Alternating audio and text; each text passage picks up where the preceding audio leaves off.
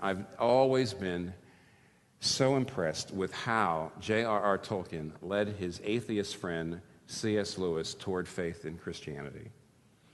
You know, J.R.R. Tolkien and Lewis were both teachers at Oxford. Lewis was a lecturer. Tolkien was a full professor, a little older. Tolkien was a very devout Catholic Christian believer. Lewis was an atheist. And one day, walking on Addison's Walk along the River Cherwell by Lewis's rooms, Tolkien made an evangelistic move that basically laid the foundation for that atheist becoming a believer. And I've always been amazed. You want to know what it is? To understand it, you got to go to Tolkien's not that easy to read, but absolutely crucial to read essay called On Fairy Stories. One of the things that he says on fairy stories that I think is amazing to me is what he calls secondary belief. He says when somebody tells you a story and you know it really happened, that's primary belief. But when someone tells you a story that you know is fictional, you know it's fiction, but it's so well told, and the characters are so well developed, and the plot is so well developed too, that even though you might sit there at the movie or listen to read the book and you're really kind of indifferent, yet you get drawn in, right?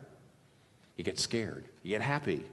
Because if the story is well told, Tolkien said, then the story commands what he calls secondary belief. It draws you in. It makes you have the feelings as if, to some degree, it was true. You get just as scared, even though you know it's not true, but you're scared for that character. And you care about that character. And you're excited when you see the resolution. He calls that secondary belief, okay? First thing, that's very important. Then he goes along and says, there's a kind of story that human beings, even today, we live in a secular realm, a secular time, a scientific time, and the leading lights of modern literature have been telling us, you know, life is meaningless, then you die. And yet, Tolkien says, we still crave a certain kind of story. We crave it in movies, we crave it in books. And these are stories that depict a supernatural world. We're just fascinated by those stories. That depict being able to cheat death, escape aging and time. Stories that show us a love that is eternal. A love without parting, a love that overcomes death. We want stories about good absolutely triumphing over evil, destroying evil. See? We love stories about victory snatched from the jaws of defeat, or sacrificial heroism that brings life out of certain death. And we pay money to watch those movies, and we pay money to read about those stories. And you know, the modern literati hate those. They're myths, they're legends, they're fairy stories, they're fairy tales, basically. And modern people say, life is not like that. But Tolkien points out the fact that these are deep human longings. And for some reason, human beings, even in our day and time, want the kind of stories that are very, very well told, that evoke secondary belief, that catch you up in them, that tell you that good will triumph over evil, that there is a supernatural world, that you're not stuck in time, that there is love without parting, that there is a way of escaping death. Now, Tolkien said, why would people still feel this way? Now, what Tolkien's about to say here, I can't prove from the Bible, but it fits in with the Bible. He says, we're made in the image of God, but we're fallen. And therefore, weirdly enough, human beings know at the fact level, we all do have to die. That evil often triumphs. That no matter how much you love somebody, eventually you're going to lose that person. Or they're going to lose you. And we know at the factual level, and we also are told at the factual level, there's no supernatural. So at the factual level, there's no supernatural. We're going to die. There's no escape. Good is not going to triumph at the factual level. And yet underneath, almost, he says, all human beings feel, but there shouldn't be death. We're not meant to die. We're not meant to lose our loved ones. Good should be triumphing over evil. See, there ought to be a supernatural world. We shouldn't be just stuck in time and then we're dead. That at a deeper level, we feel like this is how reality ought to be. In fact, that's the reason why Tolkien believed that even though fairy stories at the factual level aren't true, most people feel in some ways they are true. They point to an underlying reality that's almost more true than the way life is actually being lived in this world. And that's the reason why we still pay good money to see that's the reason why the happy endings, that's the reason why the heroic sacrifices that bring good out of, triumph out of defeat and all that, that's what we still want to watch. We don't want to read Ulysses. See? We don't want to read high literature that's nice and nihilistic, because that's the way life really is. We say, well, maybe it is, but it shouldn't be. And that's the reason why the popular stories tend to be like fairy tales. And so C.S. Lewis, though he was an atheist, really, really, really felt the power of the myths and the legends and the fairy tales, and he loved them. But, he said, even though they point to a kind of what life ought to be like, they're really not. They're not true. And as he was walking along with Tolkien that day, he said something like this. He said, yes, but myths, fairy tales, are lies, though breathed through silver.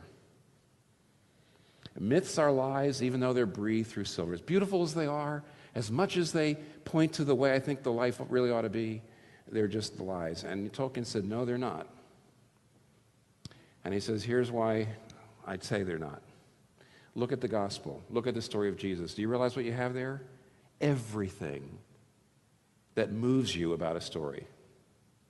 Escape from death. A love that conquers death. Good triumphing over evil. Heroic self-sacrifice.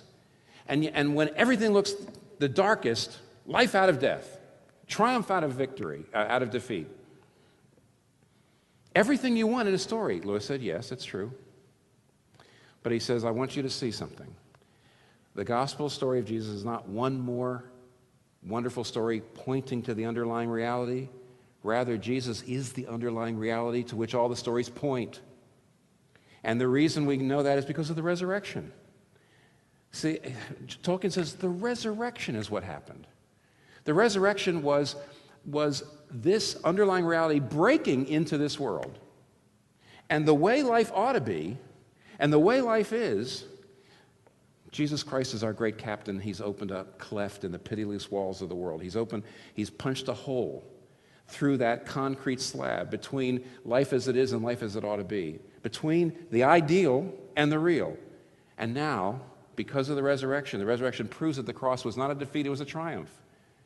It proves that Jesus made satisfaction for sins. It proves that now God can come into your life. It proves that now Jesus can come into your life because he's alive.